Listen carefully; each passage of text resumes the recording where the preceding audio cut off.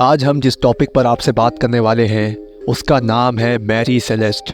جی ہاں، یہ وہی سمندری جہاز ہے جو پیرانارمل شپ کے نام سے آج بھی سوشل میڈیا پر ٹرینڈ کر رہا ہے، اور ہمیشہ کی طرح آج بھی ہم آپ کی خدمت میں ایک اور انسولوڈ مسٹری لے کر آئے ہیں جس کے بارے میں کئی افواہیں سوشل میڈیا پر موجود ہیں۔ قدیم دور کے اس سمندری جہاز میں آخر کون سے ایسے راز دفن ہیں جس سے لوگ آج بھی محروم ہیں؟ آخر کیوں اس مسٹری کے نام پہ کوئی پروف آج تک مل نہیں سکا؟ اس کی پوری تفصیل اس ویڈیو میں ہم آپ کے ساتھ شیئر کریں گے۔ Welcome to our YouTube channel. میری سیلیسٹ ایک قدیم دور کا سمندری جہاز تھا جو بہت سے قدیم لوگوں کے بیان کے مطابق ایک پیرانارمل شپ کے طور پر شناخت رکھتا ہے۔ اصل میں اس دور میں اس جہاز کی شناخت ایمیزون کے نام سے ہوا کرتی تھی۔ یہ ایک امریکن سمندری جہاز تھا جو 1860 میں اسپینسر آئلینڈ کے نووا اسکوٹیا ہائی لینڈز میں بنایا گیا تھا۔ یوں تو اس دور میں بہت سارے بڑے بڑے جہاز ہوا کرتے تھے، لیکن مضبوطی کے معاملے میں میری سیلیسٹ کے مقابلے کا کوئی جہاز نہیں تھا۔ اس جہاز نے 7 نومبر 1872 کو نیو یارک سے اٹلی کے جینوا کی طرف اپنا ناخوشگوار سفر شروع کیا، جو کیپٹن بنجامن اسپونر بیکس، ان کی اہلیہ سارہ اور ان کی 2 سال کی بیٹی صوفیہ کے ساتھ روانہ ہوا تھا۔ 282 ٹن وزن والے اس جہاز کو اپنی منزل پر پہنچنے کے لیے 2 ہفتوں تک سخت موسم کا سامنا کرنا پڑا، جس کے بعد اس جہاز کا کوئی نام و نشان نہیں مل سکا۔ یہیں سے انسولوڈ مسٹری کی شروعات ہوتی ہے۔ میری سیلیسٹ کو 5 دسمبر 1872 کو ایزوز کے قریب اٹلانٹک اوشین میں دی گریشیا نامی بحری جہاز کے ذریعے دیکھا گیا تھا۔ دی گریشیا کے کریو ممبرز نے میری سیلیسٹ کو دیکھا جب وہ اٹلانٹک اوشین میں بہتی ہوئی ویران دریافت ہوئی۔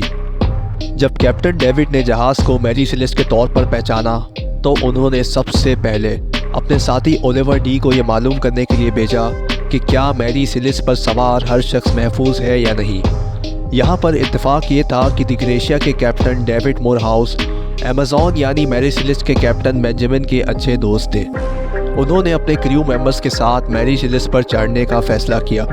جب دی گریشیا اپنے کریو ممبرز کے ساتھ میری سیلیسٹ پر پہنچے تو جہاز پوری طرح سے لوگوں سے خالی معلوم ہو رہا تھا۔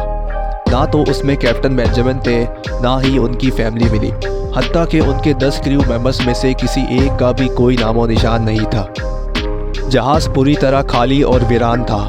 اس کے بعد دی گریشیا نے میری سیلیسٹ کو جبرالٹر لے جانے کا فیصلہ کیا۔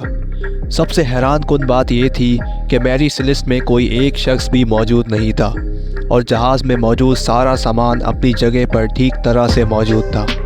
اگر نقصان کسی چیز کو ہوا تھا تو وہ ایک ہی چیز تھی، جو کہ جہاز کا سیل تھا، جو پردے کی صورت میں جہاز کو کنٹرول کرنے کے لیے ہوتا ہے۔